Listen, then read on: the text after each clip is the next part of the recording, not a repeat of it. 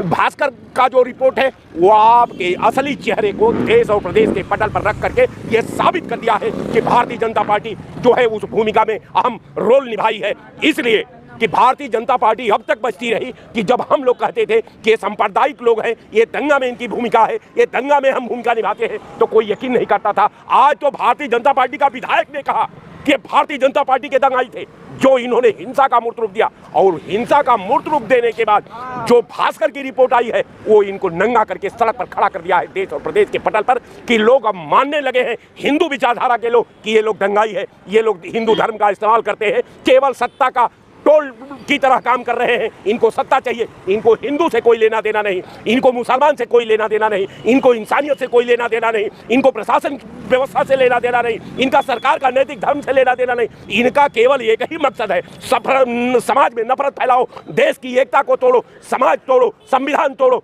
यही इनकी परंपरा है, यही इनका सब कुछ है। और रह गया सवाल कि भाई हम नहीं कहते कि आप दोषी हैं, ये आपका विधायक कहता है, ये आपका सिस्टम कहता है, आपकी पुलिस कहती है, तार हो गया है, अब कहाँ छुपा है। अब जो उत्तर प्रदेश में उपचुनाव हैं और आपको बता दें कि इस वक्त हम मौजूद हैं दारुल सपा पे, राजधानी लखनऊ के दारुल सपा, विधायक निवास भी कहा जाता है यहाँ पे। और हमारे साथ कुछ लोग बात करने के लिए, जिस तरीके से उत्तर प्रदेश का हालात चल रहे हैं और उपचुनाव भी है, उसको देखते हुए लोग क्या कहते हैं सर? ये तो सिर्फ विपक्ष के द्वारा फैलाया गया दंगा था। विपक्ष ने हरियाणा की हार की हताशा की वजह से वहाँ बहराइच में दंगा करवाया, जिसके कारण कि हिंदुओं को सबक सिखाने के लिए, चूँकि हिंदू और सनातन अब सिखाया यही गया कि हम तुम्हारा कार्यक्रम नहीं होने देंगे, तुम्हारा धार्मिक यात्रा नहीं निकलने देंगे। अब तो बहराइच का मुद्दा सार्वजनिक रूप से साफ हो चुका है, इसलिए कि जो भास्कर ने जो रिपोर्ट किया है उसमें तो पूरी इनकी जो है पूर्व प्लानिंग का, दंगा का नंगा चेहरा पूरे देश और प्रदेश के पटल पर आ गया है। उसमें कुछ छुपा नहीं है कि दंगा कैसे भड़काया गया, कैसे उसको पूर्व नियोजित किया गया, दंगा में भूमिका यानी प्रशासन की क्या रही, यानी वहाँ के जो इनके लोकल नेता थे वो उनकी क्या भूमिका रही, वहाँ पुलिस की भूमिका क्या रही, और आम जनमानस की क्या भूमिका रही।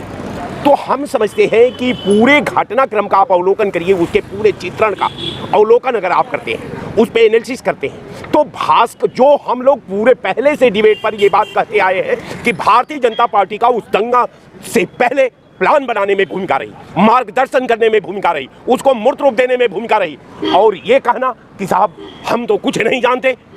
इससे काम नहीं चलने वाला है। 2 घंटा में बहराइच का तस्वीर बदल देंगे, ये आप ही कहते हैं। जो प्रशासन कहती है कि 2 घंटा में आपको मोहलत दे रहा हूँ, ये आप ही का रिपोर्ट है। भास्कर का जो रिपोर्ट है वो आपके असली चेहरे को देश और प्रदेश के पटल पर रख करके ये साबित कर दिया है कि भारतीय जनता पार्टी जो है उस भूमिका में अहम रोल निभाई है। इसलिए कि भारतीय जनता पार्टी अब तक बचती रही कि जब हम लोग कहते थे कि सांप्रदायिक लोग हैं, ये दंगा में इनकी भूमिका है, ये दंगा में हम भूमिका निभाते हैं, तो कोई यकीन नहीं करता था। आज तो भारतीय जनता पार्टी का विधायक ने कहा कि भारतीय जनता पार्टी के दंगाई थे जो इन्होंने हिंसा का मूर्त रूप दिया, और हिंसा का मूर्त रूप देने के बाद जो भास्कर की रिपोर्ट आई है वो इनको नंगा करके सड़क पर खड़ा कर दिया है देश और प्रदेश के पटल पर कि लोग अब मानने लगे हैं, हिंदू विचारधारा के लोग, कि ये लोग दंगाई है, ये लोग हिंदू धर्म का इस्तेमाल करते हैं, केवल सत्ता का टोल की तरह काम कर रहे हैं। इनको सत्ता चाहिए, इनको हिंदू से कोई लेना देना नहीं, इनको मुसलमान से कोई लेना देना नहीं, इनको इंसानियत से कोई लेना देना नहीं, इनको प्रशासन व्यवस्था से लेना देना नहीं, इनका सरकार का नैतिक धर्म से लेना देना नहीं। इनका केवल एक ही मकसद है, समाज में नफरत फैलाओ, देश की एकता को तोड़ो, समाज तोड़ो, संविधान तोड़ो। यही इनकी परंपरा है, यही इनका सब कुछ है। और रह गया सवाल कि भाई हम नहीं कहते कि आप दोषी हैं, ये आपका विधायक कहता है, ये आपका सिस्टम कहता है, आपकी पुलिस कहती है,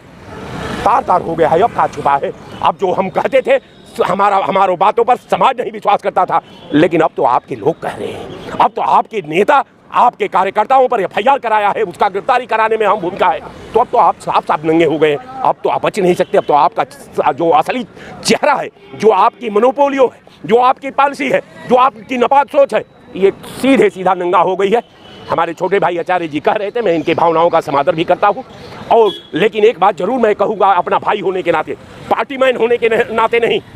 अगर ये जमीर जिंदा रहेगी, अगर ये संविधान जिंदा रहेगा, ये सिस्टम जिंदा रहेगा, मानवता जिंदा रहेगी, इंसानियत जिंदा रहेगी, तो हम और आप रहेंगे, नहीं तो न कोई गाने वाला रह जाएगा, न कोई बजाने वाला रह जाएगा। केवल वही परंपरा जो हजारों साल पहले भारत जहाँ खड़ा था वही जाकर के कंठी हिलाता रहेगा, कटोरा लेकर के घूमता रहेगा। तो ऐसी हसीन भारत को जंगल में न तब्दील करिए, हसीन भारत में सद्भाव पैदा करिए, हसीन भारत में एकता पैदा करिए, हसीन भारत में का संविधान बन जाने दीजिए। यही धर्म है, यही हिंदू धर्म है, यही सनातन परंपरा है, यही हम और आप है, और यही हमारा जमहूरियत भी है, जमीर भी है और इंसानियत भी है। जय हिंद। उन्होंने खुलकर अपनी बात रखी। अवध कमान के लिए मैं फाजिल खान, लखनऊ।